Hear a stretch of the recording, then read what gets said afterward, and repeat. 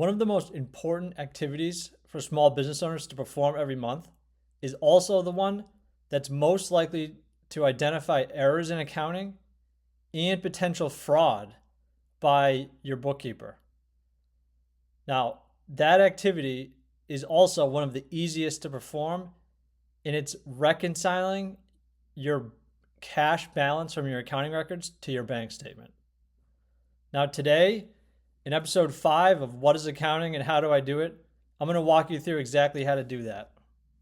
So what I've done here is I just had ChatGPT actually generate me a fake bank statement just to illustrate how easy a bank reconciliation is. So this is what you typically would receive from your bank or download from your website, from your bank's website. And it usually looks something like this. Sometimes it's a little different, but it'll typically have your opening balance for that statement period, the beginning of the month, the ins and the outs from your bank account, and then the ending balance for the month, which you can see here, and that's 591,800 in this example. So I put that over here. I'm doing this in Excel. QuickBooks has a reconciliation function as well, but I think it's really important to understand what QuickBooks is doing so that if you identify any issues, you have any issues with your QuickBooks functionality, you're able to dig in and find out exactly what went wrong. So what your bank statement is going to show is it's going to show all the transactions for that month. And that will include direct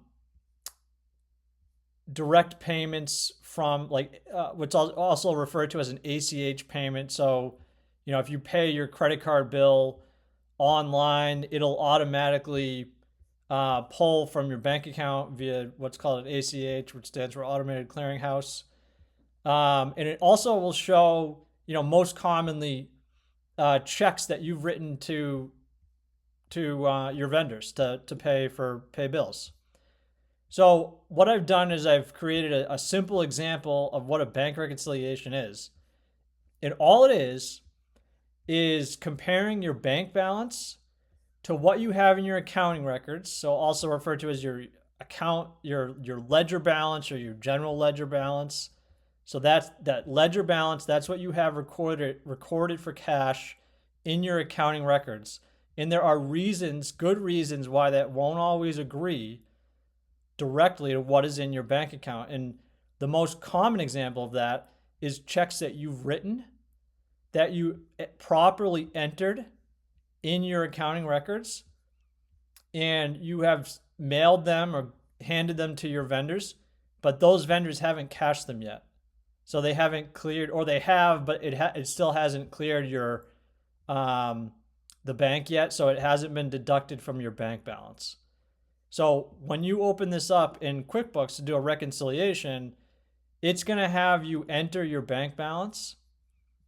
It's going to have you enter any fees that the bank is charging you, because otherwise you wouldn't know that until you get your bank statement, because that's how that works. So that's the time when you would enter those in that QuickBooks functionality. And then it's going to tell you, it's going to have a list of checks that you've entered into or payments that you've entered into QuickBooks or whatever accounting system you're using. And it's going to have you say, hey, did this clear your bank statement? Do you see it on the bank statement? And if so, you just kind of, in QuickBooks, there's a check mark. And there's similar functionality, I believe, in other bookkeeping applications. And so in this case, let's just say I wrote a check for $2,000 and I wrote a check for $10,000 and I didn't see them clear my bank statement.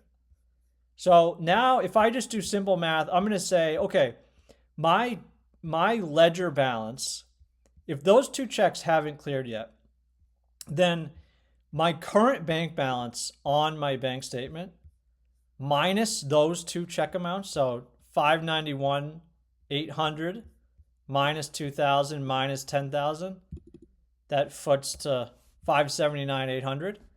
That is what I would expect my ledger balance or my book balance of cash to be? And I intentionally made a difference here because I wanted to just explain what you would do if you encountered this. So you're seeing you have $580,000 in your ledger, and now you have this $200 difference. So you have your ledger balance in this case is $200 higher than what it should be because you know you have these two checks that haven't cleared. So what I would think about is, okay, it's one of two things.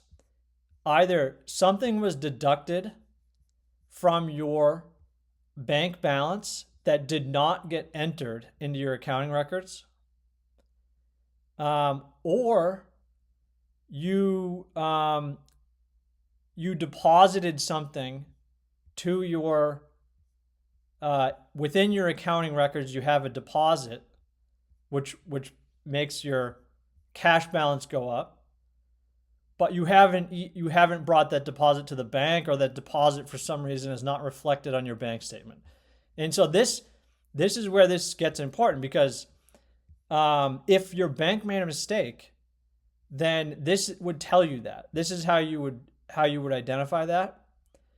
And like I said in the introduction for this video, so this is an easy thing to do and will identify accounting errors like I just said. It will also help you identify if there's any fraud. And I know nobody likes the F word. But unfortunately, it's more common than you think. And it's often the people that you trust the most that steal from you, which is very unfortunate, but it does tend to be that way. The people who we put trust in, and we maybe say, oh, well, they're never going to steal from me. I'll give them, they can have check signing authority because that just makes my life easier for them to be able to write checks while I'm on vacation or whatever. But you never, ever, ever, ever want to give someone check signing authority who has access to your accounting records, because that would allow them to steal from you and hide it from you. They would be able to write themselves a check, and they would have the means to, do some fancy work within your accounting records to make it so you wouldn't be able to find it. But one way that you can always find it is by looking at your bank statement. If you see checks paid from your account to vendors that you don't recognize, or if your bookkeeper, if someone's stealing from you and they're not very smart, you might see a check written out in their name. If they don't think you're looking at it, then that's an easy way to just look at it and easily identify something like that. So that's it for today. I wanted to keep it nice and simple. This is a bank reconciliation. This is all it is. QuickBooks does this for you with, they walk you right through the functionality, but this is what QuickBooks is essentially doing in the background. This is the math that it's doing. And so I hope you got a lot out of that. And I just want to mention that I am working on some accounting resources for small businesses. What that will be is a full online learning course to walk you through in plain English how best to operate your accounting system as a small business owner. So walking you through the setup from beginning to end. I'm going to use QuickBooks as an example for the application, as it's most commonly used by small businesses. And it will have exercises throughout that guide you through and give you tangible outcomes, so it builds on itself. And by the end of the program, you'll have the knowledge of your accounting system, everything that you need to know to do it. And it all set up without having to pay a CPA or some other consultant all kinds of money to do it. And so if you're interested in that and want to hear more about it, please join my email newsletter. You can find that at ledgerready.work. And the link is in the comments for this video. So with that, I hope you'll join us, and I'll see you next time.